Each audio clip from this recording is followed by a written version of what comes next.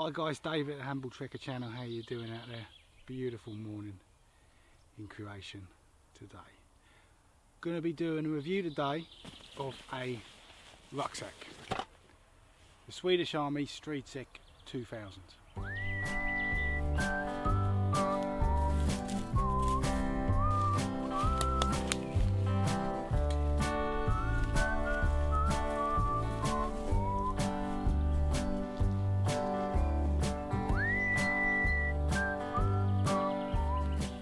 This is the Stridssäck 2000. Stridsäck means battle bag or battle pack, and it's actually a modernisation, or if you like, the continuation of the heritage of the LK35, the very famous pack which is used in a lot of bushcraft circles with the external frame.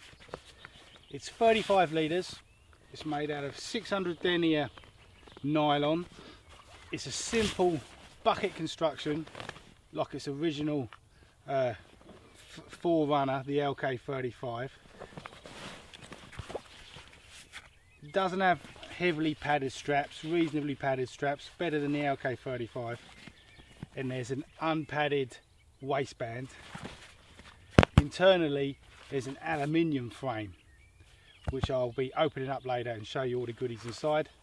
There's only one additional pouch, which is a top lid opening compartment here.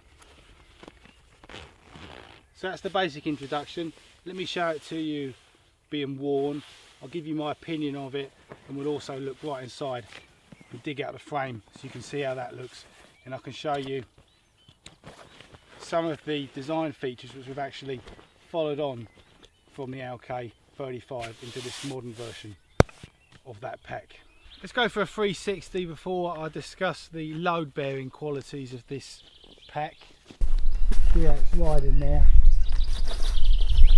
well above the hip bones there, resting on the coccyx, the rump.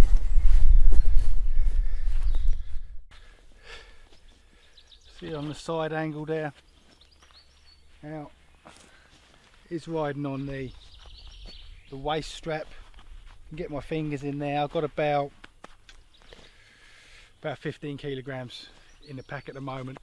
I've done a stress test with it, took a 10k hike with 25 kilos in it. That's 55 pounds to test out its comfort.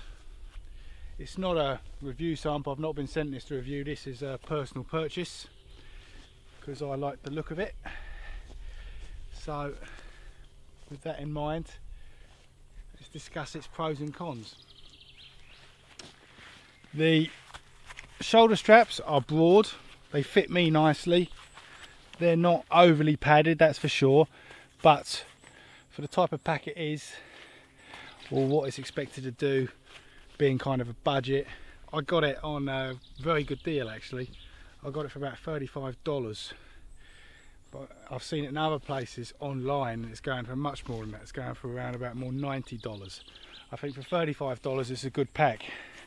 For $90 I'd be pretty hesitant in buying it. You can get some what I would consider better packs for that type of money you're spending. But for 35 bucks it was a good purchase as far as I'm concerned, although there is one major negative about it which I will be getting to. So there we go, that's the shoulder straps. In the shoulder straps is loops, not really molly loops, but utility loops that you can use for attaching stuff to. And there's another follow through hole there. You could put a drinking pipe in that or whatever. There is a chest strap, which is just about big enough. It's definitely not over generous, but it's okay for me. Let's delve into the details of this pack. On each side there is cut thicker webbing that you can use to whatever utility purpose you want, attaching whatever you want. There's no specific additional packs for this. You can use these cut holes to thread webbing through and attach whatever you want. Here 2 loops on the side. On the bottom of the pack there's another one of these cut webbing attachment points. Loop here, loop here, loop here. There's no actual genuine axe loop on this, so that, which is a real great feature of this predecessor of this, the LK35.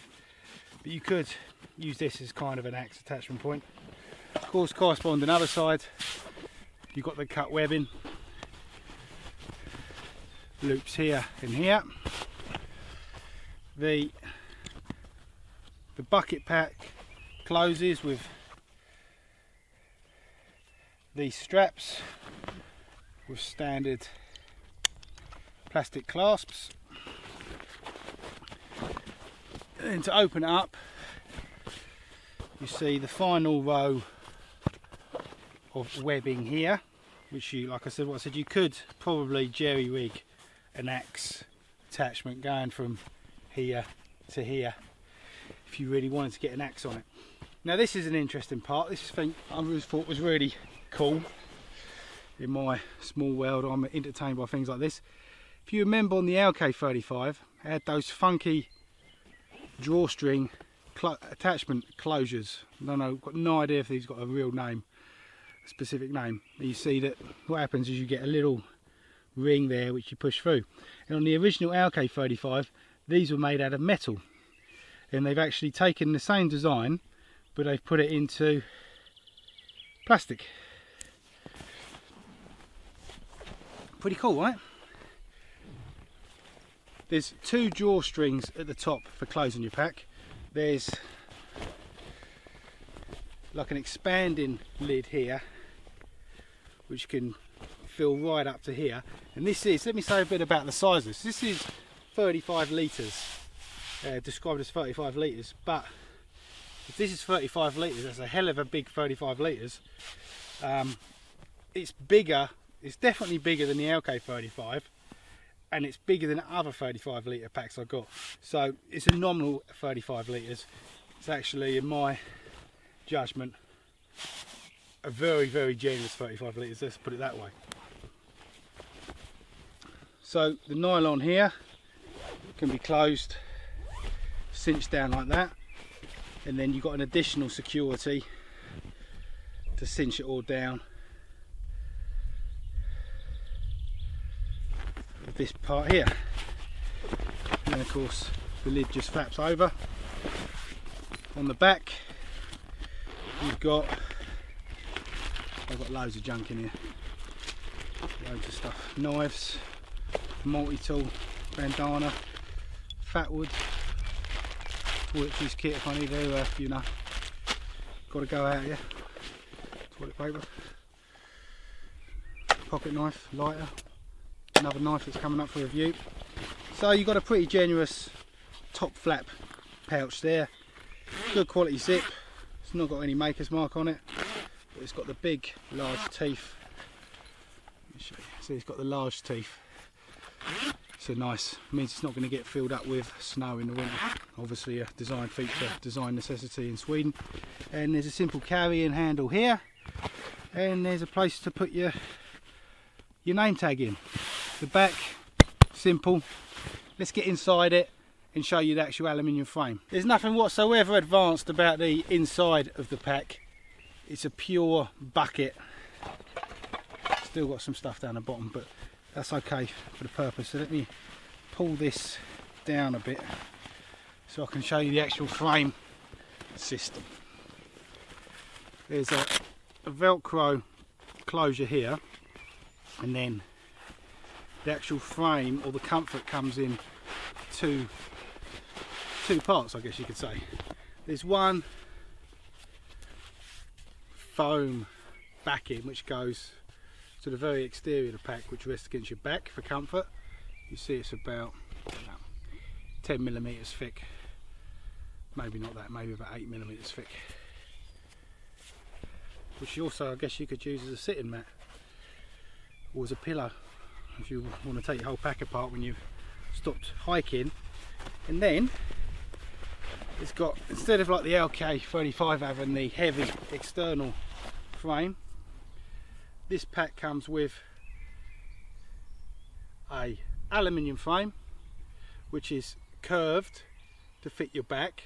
It's got a couple of rubber stoppers or plastic stoppers on the bottom to stop it snagging against anything. So this would be your back here, so it's curved around, so it's going to put more weight on your hips and away from the middle of your back.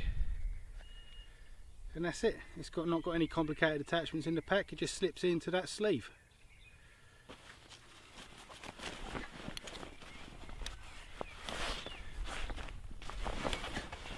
Goes back together very simply, without any stress or fuss. Very simple design, but very functional, very fit for purpose. There you go, all back together in a couple of seconds. Now I'm going to get to what for me is the major negative of this pack, and which actually makes it not worth $90 if that's what you pay for it. On my pack, you see the waist strap here, which actually is nicely designed. It fits well to the body, no complaints there. It's not padded, but then again, this isn't really what you'd consider a heavy duty, a heavyweight hiking pack. It's just a basic pack which you can live with. It's not this kind of luxury pack where you could really load it up and hike long distance with large amounts in it with any form of comfort. Of course, you can walk a long distance with any type of pack if you're man enough. But what I found was, probably won't be able to get it to do now, but the friction between the belt and the buckle is not good enough. When I took it on my 10k hike with 55 pounds in it, it would keep coming loose with the gut pressing against it. You can see, maybe you can see it, it's loosening up. And when you're walking, you get a lot more movement on it, and it's coming loose. And that's really not what you want from a belt strap. You want a belt strap to be tightened up and stay there, so that it keeps the weight on your hips. A belt strap that is opening up like that is a big negative on any pack, any price point. I don't know if it's just my pack, which is a lemon, because these are military issue, and I find it hard to believe that the Swedish army would contract for packs which the belt strap is not fit for purpose.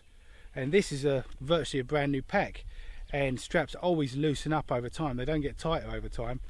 The plastic gets worn out here, so you get a bigger gap.